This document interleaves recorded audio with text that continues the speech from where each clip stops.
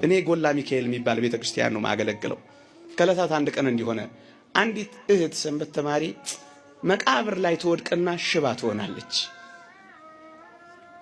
14 ቀን እየተጠመቀች ሁለት ሱባኤ ጸሎት ተይዞላት በ14ኛው ቀን እንዲሆነላችሁ ተጠምቃ ስትወጣ በሰሜን በወንዶች አንቀጽ ሁላችንም ለምዶብን በየበሩ እንሳለም የለ እሷንም ተሸክመዋት ልትሳለም ዙር ስትል እንደሸክም ብርሃናዊ እጅ ታያለች። እኔ ማገለግልበት ቦታ እያስቀደስን ማለት ነው።